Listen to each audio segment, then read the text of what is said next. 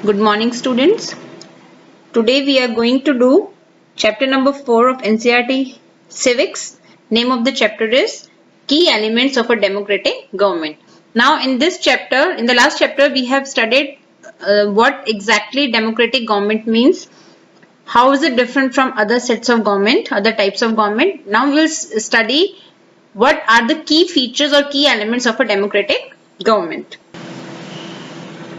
Now, in South Africa, we are talking about history. Okay, now we had people from different races, like we had black people who were originally from South Africa. Then we had whites who had come from Europe and who came and settled there. Then we had Indians who went from India as laborer or trader. So these were the three type of races that we had in South Africa. Now, but South Africa was governed by apartheid laws. Now, what is apartheid? Apartheid means you are not again treating people equally, and when the apartheid is there, then you are separating people on the basis of race. Then we will have different treatment for different type of people coming from different races. Now, here in South Africa, as I just told you in the last slide, that we had people from three different races. So obviously South African were divided into three: white who came from Europe, black who were originally from South Africa, and then Indians. So these were the three major races, and then we had different colored races also. But we are going to talk about only these three. Now, according to the law, these races, all these three, were not allowed to be with each other. They had separate treatment, and they were not allowed to use common facilities. Now, how was the life under apartheid? Now, for all, we can group it like this, that there is a group who are Europeans, who are whites, and then the other ones like Indians or South Africans. Now, if it is a railway station, then you will have separate places, separate restrooms for Europeans, and other things were for Europeans and other people. Now, if you see this, the same staircase, this staircase is meant for Europeans. So, non-European people are not allowed to use it. Okay, and this is for non-European people only. It is mentioned very clearly. Now, again, the taxi stand is only for the whites. Okay, so they were everything was divided for people who are coming, who are Europeans or non-Europeans. Now, if you are talking about hospitals, there were separate hospitals for Europeans and non-Europeans, separate ambulances for Europeans and non-Europeans. Like if the ambulance is there for Europeans, the ambulance will be very well equipped with all that time latest facilities and equipments. But for non-Europeans, it will not be that way. Buses and trains, the quality, plus there were different vehicles, different buses and trains for Europeans and non-Europeans. Bus stop, as I just showed you in the picture also. Okay. Now, everything was different. When it comes to the land, the best possible land in the country was for whites, and the worst possible lands was for non-whites. Again, the whites were allowed to vote and non-whites were not allowed to vote, and we have discussed in the last chapter how and why voting is very, very important. So non-whites had to face several distinctions. Okay, neither they were availed basic privileges nor the important ones. Now, hence there was an uproar against it. Now, Soweto is a township there in southwestern area there. Now, Hector Peterson, this is a very important person there. Now, he, along with his classmates, he joined the protest there. In his school, they were forced to study the Afrikaans language, which was a language of white, but they wanted to study their own language, which was Zulu. Okay, so like in your school, whichever language you want to study, you are allowed to choose.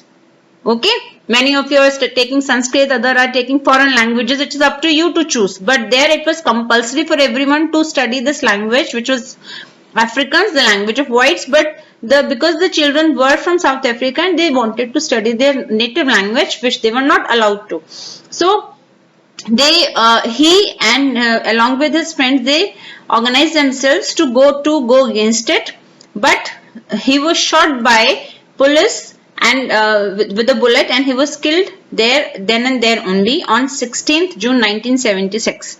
Now all of you find out why is this day still observed, what is so important on 16th June, and it is still observed in South Africa as what day? Again, the uproar picked up its momentum, and then you all are aware he is a very famous personality all around the world. He is Mr. Nelson Mandela. He had his party with the name the African National Congress, which led the struggle against apartheid. Okay, and ANC means again this African National Congress, and he under the people under his leadership and with his party, they fought the apartheid system for several years, and finally in the 1994 South Africa became a democratic country where people of all the races were considered equal. Okay, so in 1994 the practice of apartheid was abolished from South Africa and it became a democratic country where people of all the races were considered equal. So these are the pictures which are showing the anti-apartheid movement in South Africa.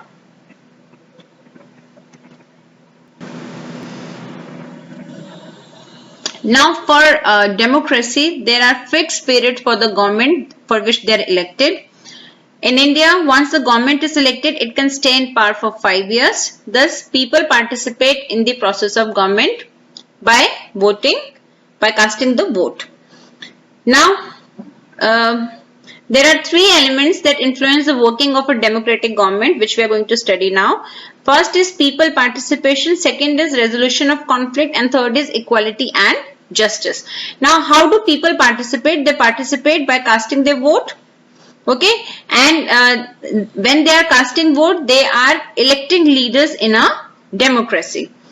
And because they are electing their leaders, because the government is there for 5 years, so people can limit the power of a government, because if you are not liking the work of the government, you can choose your next leader, a different leader in the next term. So the power of government gets limited by regular elections.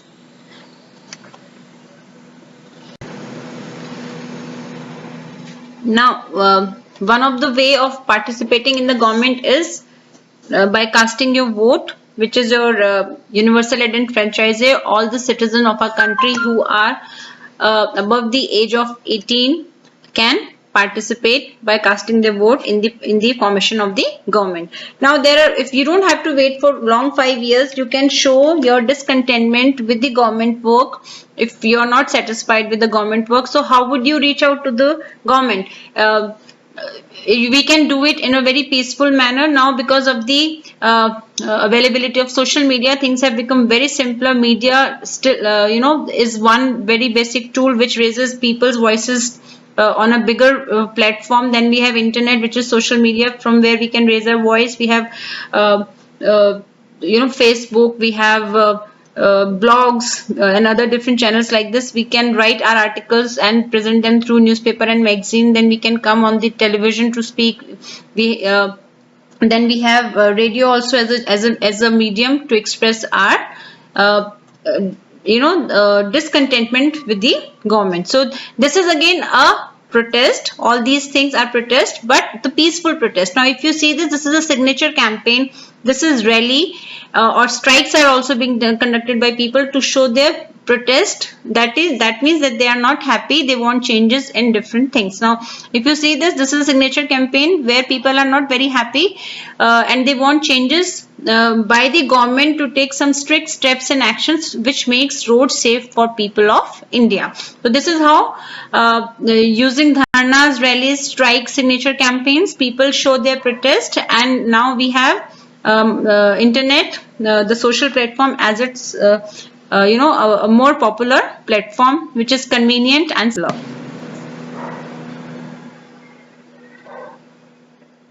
Now, why do conflicts occur? So conflicts will occur when when people living in a group are not in accordance, their beliefs are not in accordance with everyone. So the government is responsible for resolving conflicts. Now, because why the government has to be very careful about it, because if the conflicts are there, they may lead to violence, and that will further lead to the tension and fear, and they can be, if they take a major picture, then it affects the life of people. Okay, so conflicts basically occur when the people of different culture, religious background or economic backgrounds, they are not gelling up very well with each other. Now, suppose, for example, there is a route of procession that might lead to a conflict, because they say that our religious sentiments are getting hurt. Others say that we are getting, our life is getting disrupted. We are facing a lot of problems because of this. So the government over here, or particularly the police, play a very important role in getting the representatives of these concerned communities to meet and arrive at a possible solution, so that none of the parties is dissatisfied, and it is not leading to any violent situation. So otherwise there will be a fear that violence may appear. So similarly, police and government makes a very important role in such cases. Now, if you see this, we have very common conflict between the states also, which is your Kaveri River conflict, and this dates back to the British period. And this Kaveri River conflict is between two states, your Karnataka and Tamil Nadu. Now, in your Karnataka, we have on the same Kaveri River, we have Krishna Raja Sagar Dam. In Tamil Nadu, we have Mettur Dam. Same. So you will say, where is the reason for conflict? Okay, they both are situated on the Kaveri River. In Karnataka, they are using the water from the same dam or the river, which is the source of this dam, to irrigate a number of districts. Here also we are using it to irrigate crops. Here again people are using the water to meet their basic needs. The same is happening with Tamil Nadu also. So where is the reason for conflict? So what happens, they want, because the Kaveri River, obviously Karnataka is getting the water, then it reaches to Tamil Nadu. So it is about the division of water, amount of water which over which the conflict is there between the two governments. Okay, so Tamil Nadu will not get water unless and until Karnataka releases it. So this has led to the conflict. So now the central government has to step in. The government has to step in so that the fair distribution of water is worked out for both the states. Now, our constitution maintains and it protects and it provides equal rights to everybody who is the citizen of India, irrespective of caste, creed, religious background, gender the person belongs to. Now, we have freedom, and freedom, when we talk about freedom, it means freedom of speech and expression, freedom to practice the religion of one's choice, freedom to do any job. And these freedom are exercised without breaking any law or harming others. If you have freedom, it doesn't mean if you have freedom to speech and expression, then we'll start speaking anything about anyone. So we should be, it is our duty that we should use our rights in a sensible and responsible way. So everybody has the right to justice.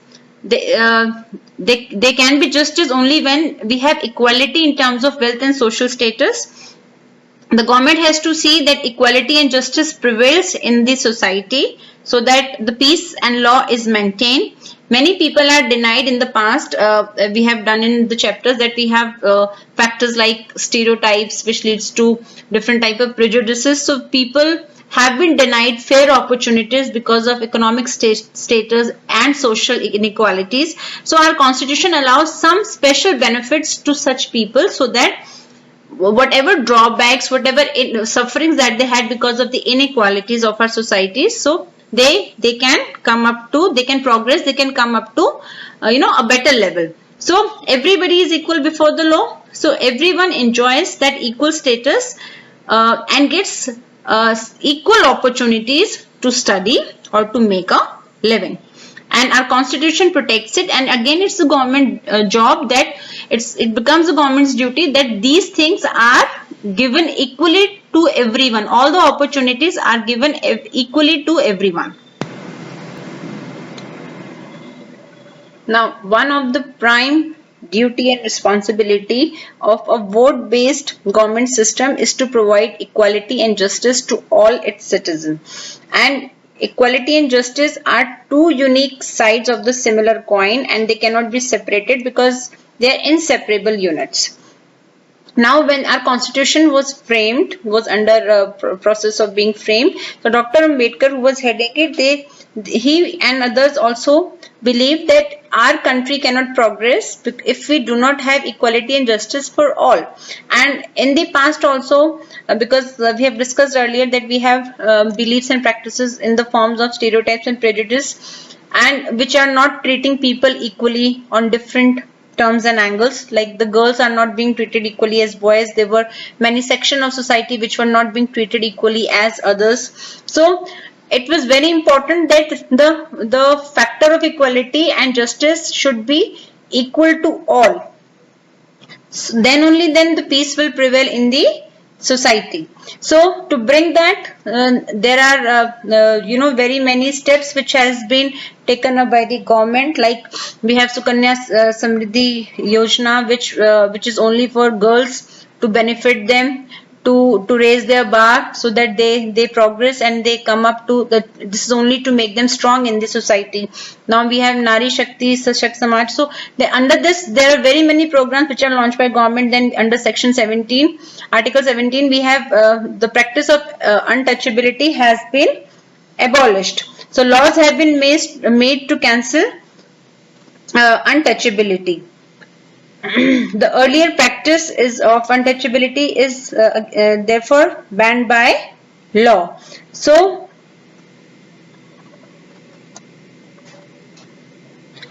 justice can only be achieved when people are treated equally. On all parameters, equal opportunities are given to each one of us. So the government also recognizes this and makes special provisions for different groups within the society that are unequal. Without equity and correspondence, popular government would stay good for nothing and directionless. Now, when I started the chapter, I asked you a question to find out about how and why 16th June is celebrated in South Africa. What is the special? So, we talk about Soweto uprising. So, in South Africa, 16th June is celebrated as Youth Day, and it commemorates a protest which was Soweto uprising that resulted in a wave of protest across the country in the year 1976, and it is to recognize the power of youth, which brought a big change in their society, in the country in fact. Okay, so thank you very much, and please go through this again for better understanding. Thank you.